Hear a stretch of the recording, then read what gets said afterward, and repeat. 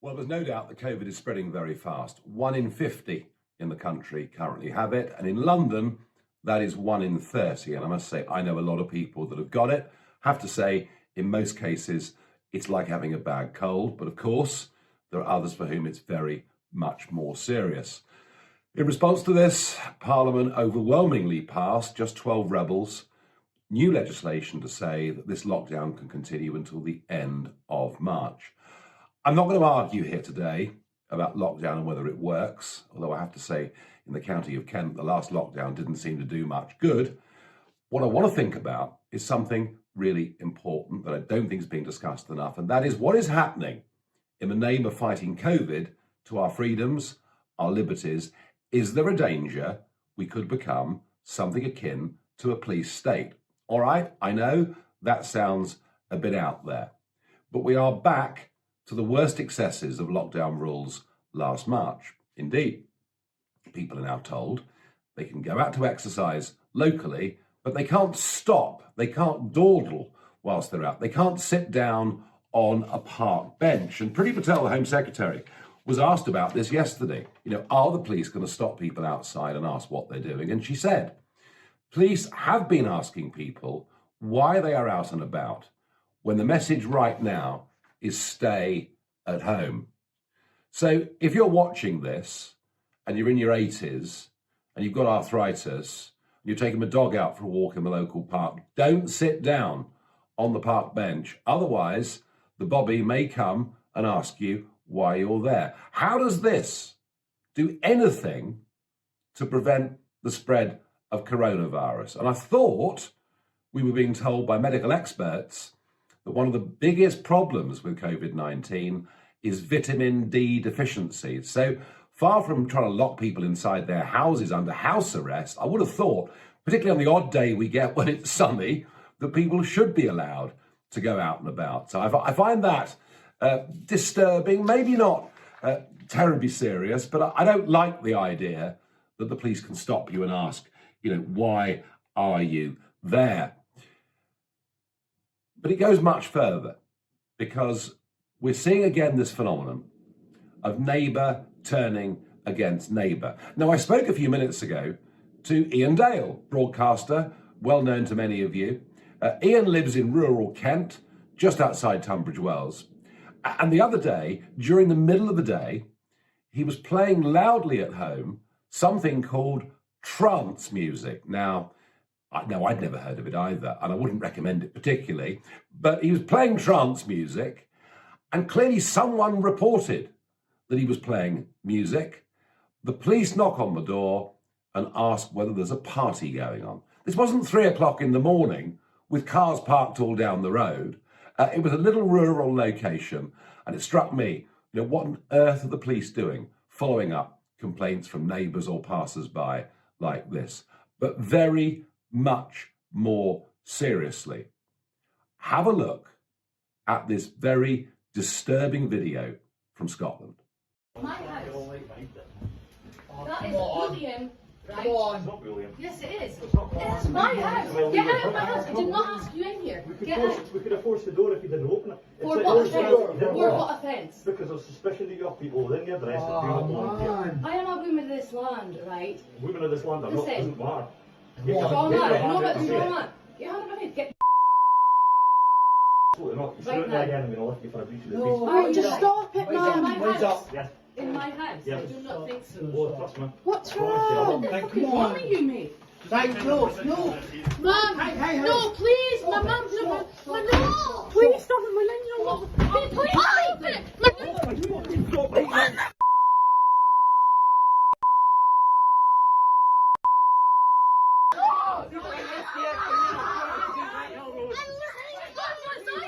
She's got anxiety. She's just been at hospital. She's just been at hospital. What is going on?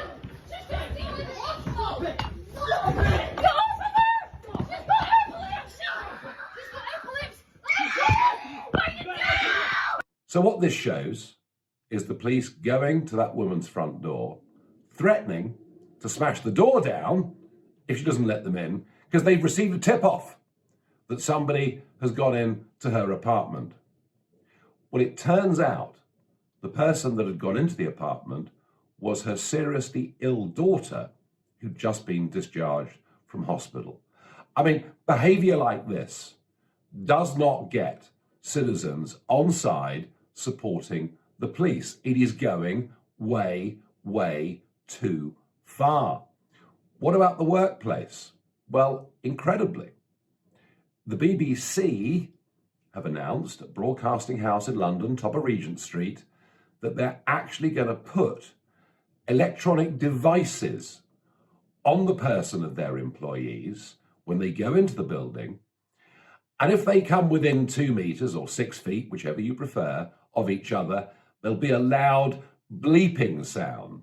I mean, I can understand why they want social distancing in the office, but it does begin to feel a bit like an Orwellian nightmare. And if the BBC have done this, or are about to do this to their staff, well, what's to stop other large corporate companies from doing so? You see, all this legislation, and it began in Blair's time, legislation that was brought in to prevent terrorism tends to get used in ways that have nothing to do with terrorism. We've seen very much rule by diktat over the course of the last few months.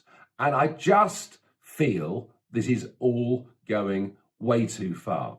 But I'll finish with what I think is by far the worst and the most sinister thing that I've seen this week.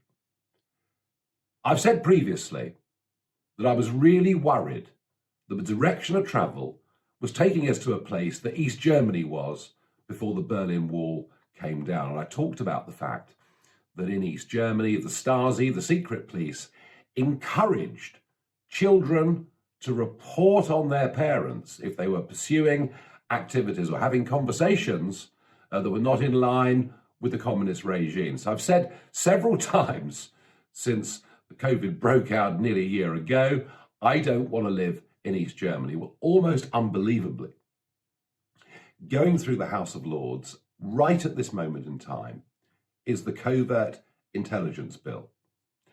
And one of the clauses of this is it will actually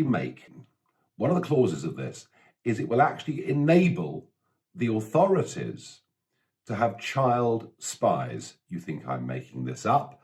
I really wish I was. No, 16 and 17-year-olds can be used, if this bill goes through, to inform MI5, MI6, the Gambling Commission, the National Crime Agency, even your local county and district council. They will be child spies that can report on their parents' activities. Now, you might say, well, what if their parents are about to commit a terrorist act? Well, they could report that anyway, I guess. But I mean, the fact this goes down to district council level, I mean, does it mean that, you know, a 17-year-old with a hump can report their parents for not doing the recycling correctly? I don't know. The fact we're even discussing having child spies in this country, I think, is beyond belief. I think it's truly awful.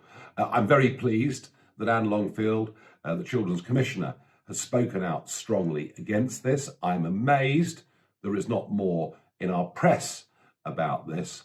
I don't want to live in East Germany, and I'm sure that you don't want to either. And none of this does anything to prevent the spread of COVID. And that really is the point about all of these examples I've given you. In none of these cases was there any risk of COVID spread. And yet the police, the authorities, and very much backed up, it seems, by the Home Secretary and many others, are able to infringe upon our personal space in a way that in previous times would have been unthinkable. You know, I fought a very long campaign for us to leave the European Union. And one of the reasons I did that is I wanted us to be free. But what kind of freedom is this going to be if during this and every other crisis, the state takes more and more power? So I want people to be aware of what is being done in the name of fighting COVID-19, but in almost every case has very little to do with it. It is turning neighbour against neighbour. It is turning people against the police force, and it is not going to stop the spread of this virus. And I do wonder, once the state takes power, how on earth do we get those powers back? Do we have enough independently minded MPs in Westminster to challenge the executive once we're through this crisis to say those powers need to be returned? Those liberties and freedoms need to go back to the people. In fact, I'm beginning to think that the battle for our individual liberty could be an even bigger battle than the battle to get us out of the European Union.